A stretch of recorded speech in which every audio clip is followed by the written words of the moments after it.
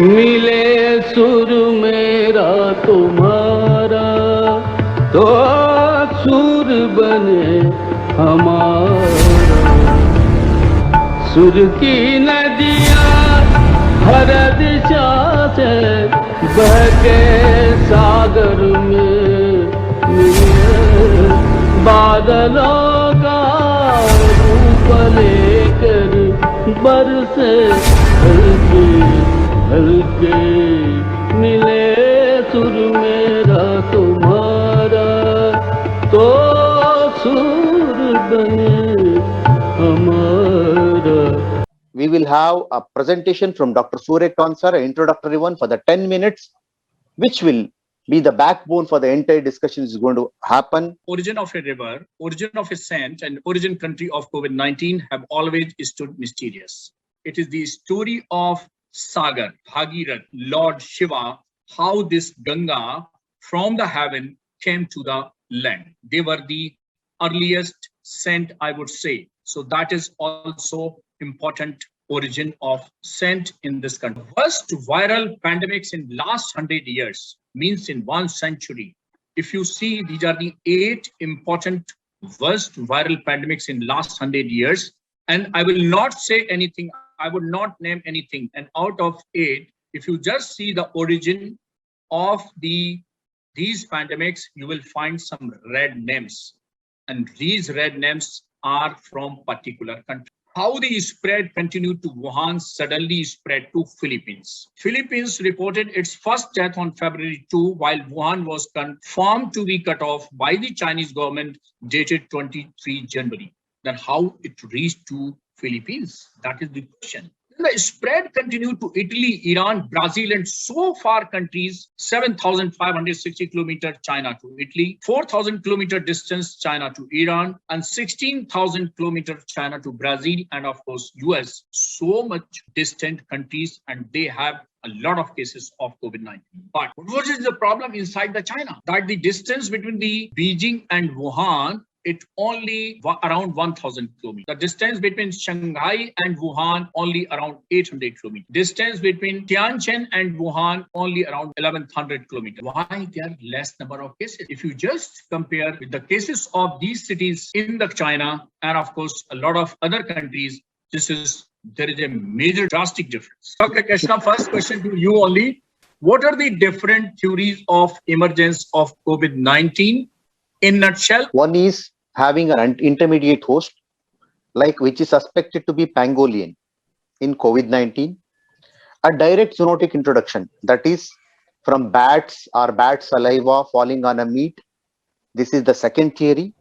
And the third theory is introduction through cold and food chain. Like as you very well aware, like we are all aware that is why we are wearing masks these days, that to avoid a droplet infection and to avoid any contaminated food or the contaminated air with the virus. So this is the third theory.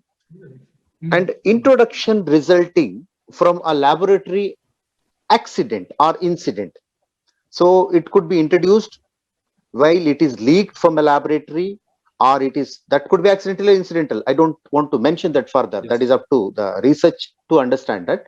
So these are the only 4 theories from how the transmission can take place. Dr. Agam Vora, how SARS, MERS and SARS-CoV-2, that is COVID-19, are related to each other? These viruses are all cousins of each other. They belong to the same coronavirus family.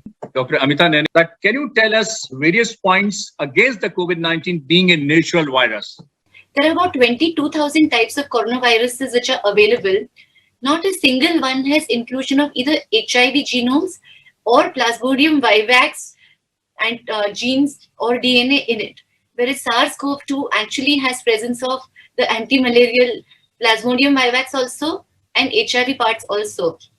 So this is actually something very, very strange. And these 3 points actually go against the possibility of SARS-CoV-2 being a natural mutation. And it could be some genetically engineered part. Probably, we don't know. We'll find out towards the end of the webinar. Thank you. Dr. Mohan, what are the 2 ways of evolution of viruses? That is mutation and recombinant theory. And what do you think, which is coming closer to this virus? Dr. Murli Mohan. origin of the coronavirus. It can't be natural. We don't have these sequences in any naturally occurring viruses where you would expect it to jump from one virus to the other. On the other hand, what you can do, and these are modern ways of engineering changes in virus. One is by using CRISPR technology, where you have a gene, the CRISPR, that takes a gene, you can cut it any way you want in order to tailor together a new gene. So that's one way. And they've used it in this very same, genetic manipulation, possibly by making viruses that can actually enter humanized rat lungs. And they've used this for research technology. The other way, of course, is to keep, growing generation after generation of viruses and choose which is the virus you want for something that is more able to infect humans if you want it to infect humans. So we have these different, more modern technologies, not relying purely on mutations occurring accidentally or genetic recombination techniques occurring naturally, but you can press forward and make this happen faster when you use CRISPR-Cas technology, or you can use selection of the most effective genes. And actually, this selection has been done throughout humanity. We've chosen the best seed for the next crop. We've chosen the best animals to get more, better quality, better strains of animals. And this kind of genetic engineering has been going on for a beneficial cause for a very long time. Whether it has really been used for the same reason in the generation of the SARS-CoV-2 technology is not very clear. Dr. Rajadhar, what can you tell us about the correlation of bats and viral respiratory diseases, more specifically about coronavirus disease and bats? The Lancet paper from February 2020. So this was even before we had our first case of COVID in India. And interesting, I'll come to your question in a minute, but interesting that two journals of the stature of Nature and Lancet within the space of a month had to come out with two papers which were to propound that the virus occurred naturally. You wonder why, unprovoked, you had to have two different papers coming out within the space of a month to say that this was a natural virus and not a lab leak.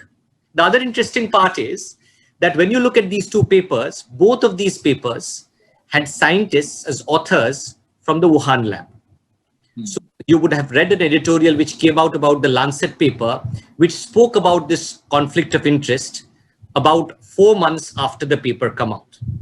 So maybe that gives us a clue as to why people had to say, "Main chor nahi hu," even before chor was announced. So I think that's probably something worth thinking about. Now, I'll go to that Lancet paper because it answers the question that you asked very nicely. So there was a 2017 study, Dr. Suryakant, which looked at about 12,000 odd bats and tried to find out the incidence of coronavirus in these bats. So 12,000 odd bats across America, Africa, and Asia. And they found that about 9% of these 12,000 bats had a distinct coronavirus. Even more interesting, they found that about 3,200 coronaviruses could infect bats. And I think Amita actually alluded to this a little while ago. And more interesting, there were about 1,400 different species of bats. Now, I think I have confused you enough, but the important thing, and in line with what Murli said a little while ago, is that not all of these coronaviruses will have the mutations which are required to transmit them to a human host. So that's a paltry few. And these mutations, which would help transmission to a human host, can be natural or they can be engineered in a lab, the way Dr. Murli Mohan spoke about a little while ago. So the option is two: are these viruses that get transmitted natural, or are they man-made? And if they are man-made, are they man-made by design, or are they man-made by accident?